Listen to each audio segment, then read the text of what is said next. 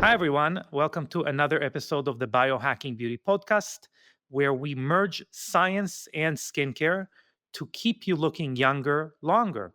I'm your host, Amitai Eshel, and in every episode, we're here to simplify the complex world of skincare and skin health so you can optimize your way to youthful, radiant skin.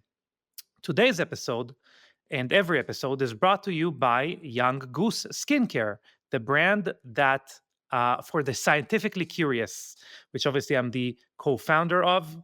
Um, at Young Goose, we understand that the science of aging and the power of targeted ingredients to keep your skin as optimized as your mind and body.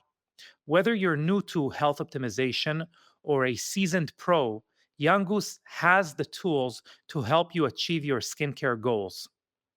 Now, let's dive into today's topic, one that's been stirring up a lot of debate in the skincare world: retinol versus tretinoin. Tretinoin's known for being the stronger option, and it definitely has its merits. But today, I'm going to make the case for why retinol might actually be the smarter choice for those of us looking for consistent, sustainable skin health. So, if you've been wondering which one you should be using, stick around because I've got some insights that could change the way you think about what's in your skincare routine. So, vitamin A is like a rocket fuel for your skin. It's that powerful. Think of vitamin A as something that drives the essential processes that keep your skin looking youthful and healthy. It accelerates cellular turnover, which means your skin will shed old dead cells more quickly to reveal fresh, new skin that's underneath. It boosts collagen production, helping to maintain that firm, plump look that we all want. And it fights oxidative stress, which is essentially the skin's way of battling the aging process caused by environmental factors like UV radiation, blue lights, pollution, EMFs, etc. Now, in the future, I believe, because there's some body of evidence that's coming up to to show that vitamin A's actually have an even um, deeper role that they play in longevity through the mTOR pathway. But that is early to, I think, dedicate a podcast to. But maybe in the future. Now, when we talk about vitamin A in skincare, we're usually dealing with two heavy hitters: retinol and tretinoin. These are the two most popular forms, but they're not created equal. Each has a different approach to how it gets the job done. And obviously, there are more forms of vitamin A, but I've taken, I think, the form that I recommend and the form that is kind of touted to be, the golden standard of vitamin A's. So that is why we're going to focus on these two. So let's start with retinol. Retinol is all about balance. Retinol is less aggressive. Um, it's really the consistent performer that works with your skin over time. It's like having a steady, reliable partner in your anti-aging routine, gradually converting to retinoic acid, tretinoin, once it's absorbed by your skin. This slower process allows your skin to adjust and utilize vitamin A without going into a kind of shock. On the flip side, we've got tretinoin or retinoic acid. Tretinoin is it's like taking a sledgehammer to your skin, and really trying to use a shotgun approach to solving the skin's aging problems. It is potent and it works fast because it's already in its active form, retinoic acid. So there's no need for your skin to convert it. That sounds great, right? But here's the catch: with that power come potential drawbacks.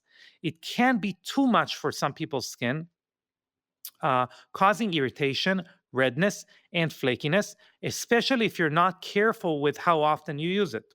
So, while tretinoin might seem like the ultimate solution at first glance, it's worth considering whether the more aggressive approach is really the best one for you, especially if you're in this for the long haul, or for, I would say, like optimal skin health for again for the long haul.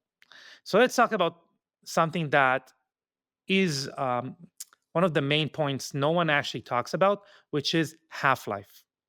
This isn't just a term you hear in chemistry classes.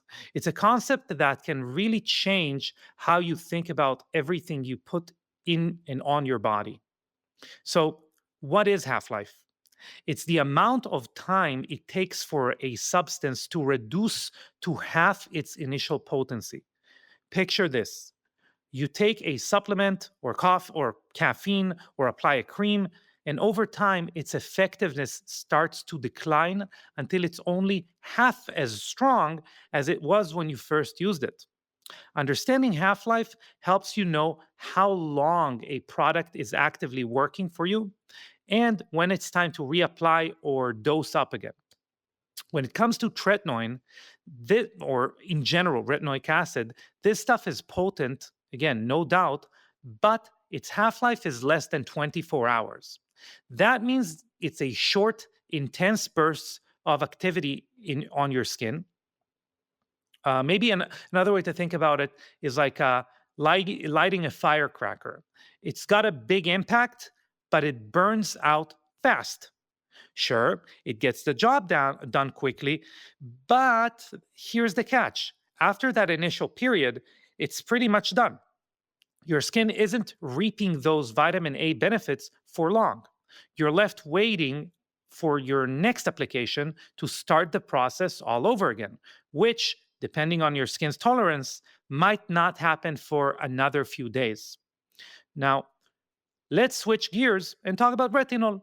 Retinol is like the tortoise in the race, right?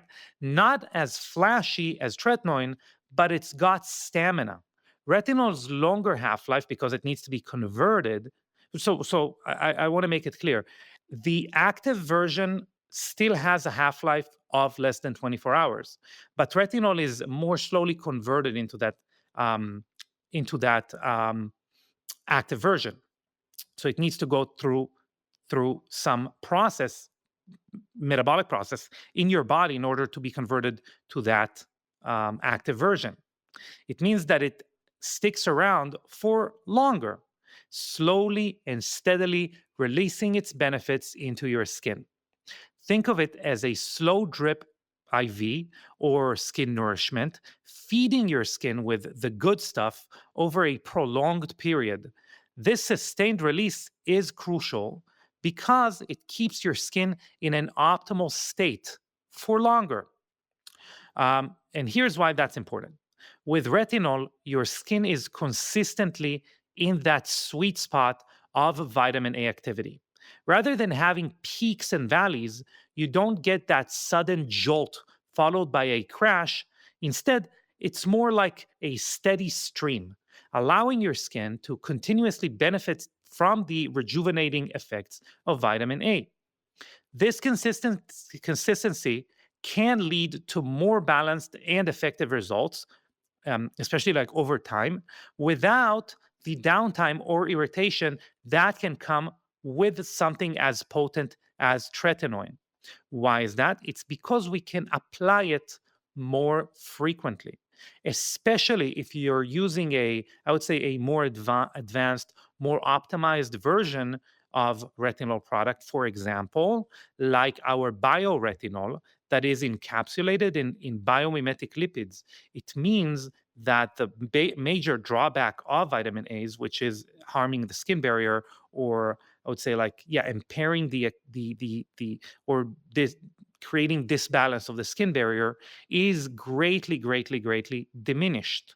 Um, which tretinoin is obviously like that's the main reason we don't want to use it all the time. That's the sledgehammer effect. So by being able to apply retinol for significantly more often, even getting to a point where you can apply it every day, or some people, they're going to tell me, well, I actually apply tretinoin every day. Well, then you can apply, bioretinol twice per day. That is where we're going to getting that slow IV drip effect, which will, in the long run, for the longevity of your skin, is going to be significantly better. Again, it's like giving your skin a chance to improve gradually in a way that can handle that the skin can handle day in and day out. Okay, so let's start with tretinoin. Um,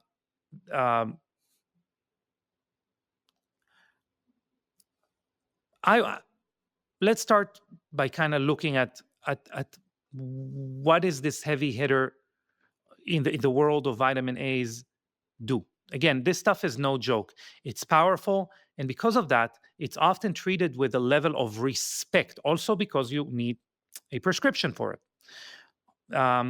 But this is almost like a double-edged sword. You see, tretinoin is so potent that most people can only handle it once, maybe twice per week. And here's the thing: when you're using it that infrequently, you're giving your skin these massive jolts of activity. But it's like, again, it's like sprinting once a week versus, I mean, imagine you sprinted once a week for your overall health, rather than like jogged every day. You get this intense rush, but like then what? For the majority of the week, your skin is left in recovery mode, trying to deal with the fallout of that intense dose. Essentially, your skin is detoxifying from the intensity, which in health optimization terms means that you're missing out on consistent improvement. Now, let's talk about retinol, the underappreciated sibling, I would say, uh, of tretinoin. Retinol is often seen as the milder, less impressive option. But let me tell you, in the world of health optimization, consistency is king. Retinol is like that daily cold plunge. Maybe it's not as intense, but its effects are cumulative. When you use retinol regularly, you're giving your skin a steady supply of vitamin A, allowing it to adapt and grow stronger over time. It's the compound effect in action. Just like when you um, microdose on nootropics or practice intermittent fasting. Over time, these small, consistent actions lead to significant, lasting changes. Here's the kicker: when you apply retinol daily or close to daily, you're not giving your skin the roller coaster experience of highs and lows. Instead, um, you're keeping it in a steady state of rejuvenation. Imagine your skin's natural rhythm as a wave. With tretinoin, you're creating these massive peaks followed by valleys. With retinol, you're smoothing out the wave, maintaining a constant, gentle pressure that encourages your skin to stay in that optimal state more often. Over time, the consistent application is what really drives home the long-term benefits. Think, for example, like improved texture, reduced fine lines, and a more even skin tone.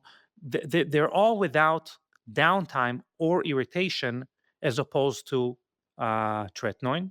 And we're also less susceptible for increased UV damage.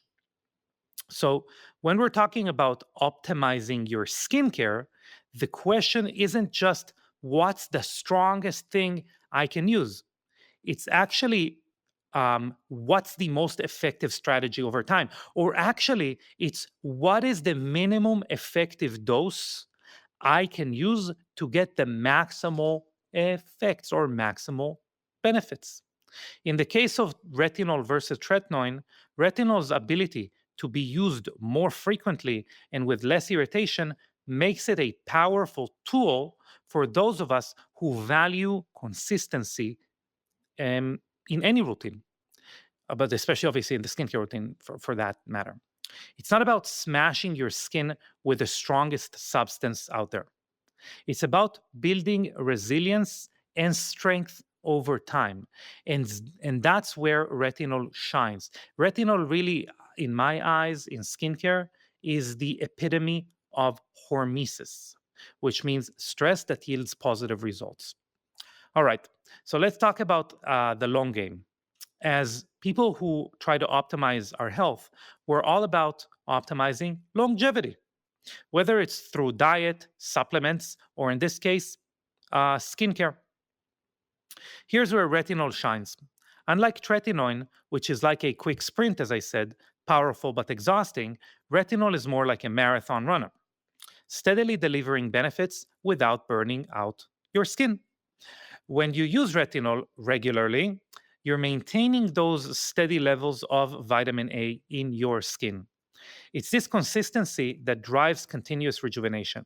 We're talking about gradual improvement in skin texture, reduce, to reduce fine lines, and again, a more even skin tone, all without um, making the skin less resilient in the short term. So, stress that yields positive results, the more severe the stress, the more our body, or in this case the skin, is susceptible for damage in the short term.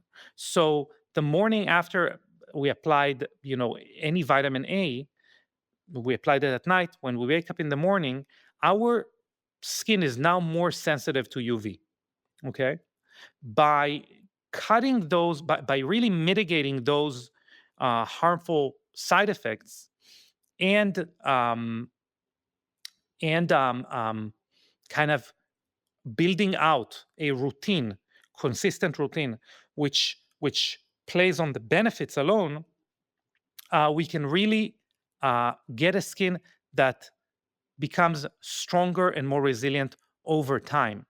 I know I speak about red light therapy a lot. Again, this is where kind of my origin story, but red light therapy really is distilling the beneficial wavelengths from sun exposure. Obviously, also UV is beneficial when we're talking about vitamin D, but here I'm talking about mitochondrial health.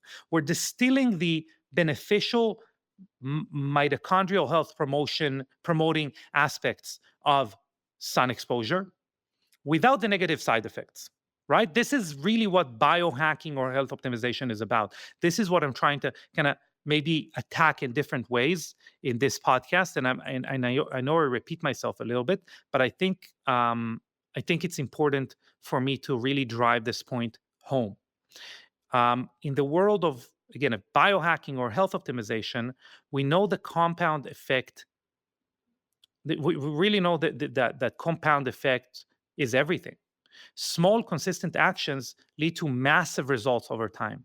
Retinol lets you build those results slowly and sustainably, which is, I would say, it's crucial if you want to keep your skin looking its best as you age. Um, let's get real for a minute, okay? One of the biggest hurdles in tretinoin is the irritation, redness, peeling, sensitivity. It's really no joke. Now, if you're like me, you're not looking to beat up your skin in the name of progress. Why would you? Especially when there is a smarter way. To quote Dave Asprey, smarter, not harder, right? Retinol by nature is gentler. This means fewer disruptions to your skin's natural rhythm, allowing it to do what it's meant to do: repair and rejuvenate. Again, the skin needs a signal for repair, which is inflammatory in nature. But if it doesn't resolve that inflammation lingers on, and that's called, so from acute, it becomes chronic inflammation. Chronic inflammation drives aging, where acute inflammation actually drives rejuvenation. So the better we can balance these two, focusing on um, resolvable. Sorry, I'm blanking on more sophisticated words, but inflammation that is easily resolved and doesn't linger, that sweet spot where the body does need to address that. It's not too little, basically, but it's not too much where inflammation lingers on. That's our sweet spot, and this is kind of this is where we want to live. When you're not dealing with side effects, you can stick to a routine that delivers results without the setbacks. This is what we're talking about here.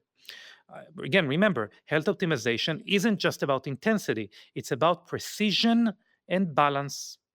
And retinol offers that balance. And that balance gives you rejuvenation without compromising your skin's health. Again, it's a smarter, more sustainable approach to achieving and maintaining optimal skin health over the long haul. Last thing I would say, if you remember I think this is a podcast I did with Anastasia a while back, which was kind of the relationship between retinol and vitamin C. I might be wrong. Maybe we never released that. I think we did, though. Um, Vitamin C is a cofactor for collagen. A lot of the times you're going to hear people say that retinol thins out the skin.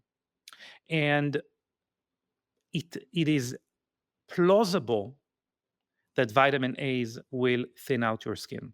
But this is because we've disrupted the balance between the call for rejuvenation and the body's ability to effectively create collagen.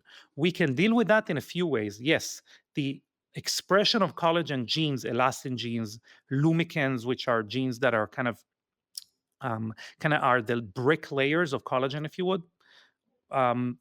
Does the expression does lower over time? There are many things you can do, or many ingredients you could use in order to improve the expression of those genes. Resveratrol is one of them, and spermidine is another. Another one is actually a type of algae extract that we use in ProCare, and that we actually published a study about how it basically improves the expression of those genes, like a skin that's 20 years younger than the skin we've tested. We've tested people who are around 50 years old. But let me get back to the topic at hand. Most of the time, a user of vitamin A that will actually get an adverse effect and have skin thinning over time is because of that disbalance. And most of the time, it is caused by, again, retinoic acid, tretinoin, and lack of vitamin C, sufficient vitamin C in the skin. And that is another argument why we want a consistent supply of vitamin C. Of course, we don't want to use synthetic vitamin C, aka ascorbic acid, because it actually drives aging. It is not natural in nature, and we've done many podcasts about why this is not something that you should use. But um, um, products, vitamin C products that are built around minerals like THDA or THD ascorbate or magnesium ascorbyl phosphate, MAP vitamin C. These are versions that I recommend. And other ones that we don't use but are great are sodium ascorbate, calcium ascorbate. They're just less, they drive less results. But in general, intake a good intake of vitamin C orally, IV. Just make sure you're not doing ascorbic acid, and then um, retinol that doesn't tip those scales over. So that's another reason why I recommend constant use of retinol rather than tretinoin, because you can create that irregularity much more quickly if you use tretinoin. But that's basically, so. I think that's really the point has been driven home. Okay, let's wrap this up. If you're in this for the long game, like any true biohacker, health optimizer, Retinol is the unsung hero you've been overlooking in your skincare routine. We've broken down why sustainable, consistent application trumps occasional bursts of intensity. Retinol allows you to keep those vitamin A levels steady, driving ongoing rejuvenation without the drama of irritation. It's not about being the strongest. I see like ads, not bashing any brands, 20 times stronger than retinol. It's not about being the strongest. It's about being effective and sustainable. And that's what makes retinol the smarter play. Also, again, if you match it with something like biomimetic lipids, you really can push the envelope as far as like the amount of time you're applying it on your skin even further, which would really improve the overall effects. Here's something to keep in mind as you walk away from this episode. The best biohacks are the ones that seamlessly fit into your life. They're the ones that you can stick with day in day out without disruptions. When it comes to vitamin A and your skincare, think balance over brute force. Retinol offers that balance, a